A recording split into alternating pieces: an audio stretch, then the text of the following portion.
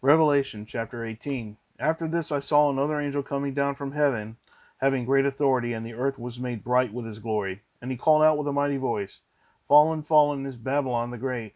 She has become a dwelling place for demons, a haunt for every unclean spirit, a haunt for every unclean bird, a haunt for every unclean and detestable beast.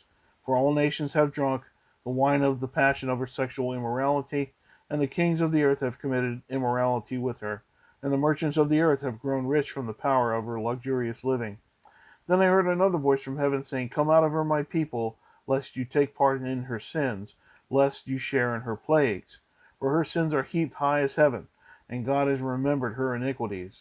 Pay her back as she herself has paid back others, and repay her double for her deeds. Mix a double portion for her in the cup she mixed. As she glorified herself and lived in luxury, so give her a like measure of torment and mourning, since in her heart she says, I sit as a queen, I am no widow, and mourning I shall never see. For this reason her plagues will come in a single day, death and mourning and famine, and she will be burned up with fire. For worthy, for mighty is the Lord God who has judged her. And the kings of the earth who committed sexual immorality and lived in luxury with her will weep and wail over her when they see the smoke of her burning. They will stand far off in fear of her torment and say, Alas, alas, you great city, you mighty city Babylon, for in a single hour your judgment has come. And the merchants of the earth weep and mourn for her, since no one buys their cargo any more. Cargo of gold, silver, jewels, pearls, fine linen, purple cloth, silk, scarlet cloth, all kinds of scented wood, all kinds of articles of ivory, all kinds of articles of costly wood, bronze, iron, and marble, cinnamon spice, incense, myrrh, frankincense, wine, oil, fine flour, wheat, cattle, and sheep, horses and chariots, and slaves, that is, human souls. The fruit for which your soul longed and has gone from you, and all your delicacies and your splendors are lost to you, never to be found again. The merchants of these wares who gained wealth from her will stand far off in fear of her torment, weeping and mourning aloud.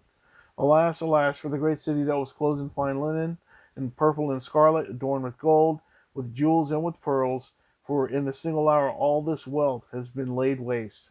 And all shipmasters and seafaring men, sailors, and all whose trade is on the sea stood far off, and cried out as they saw the smoke of her burning.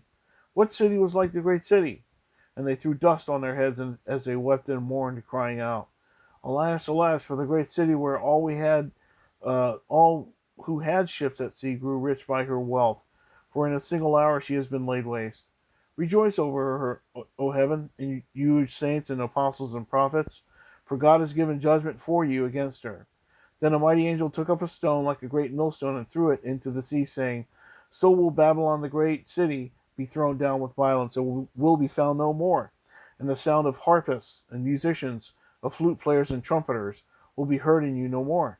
And the craftsman of any craft will be found in you no more.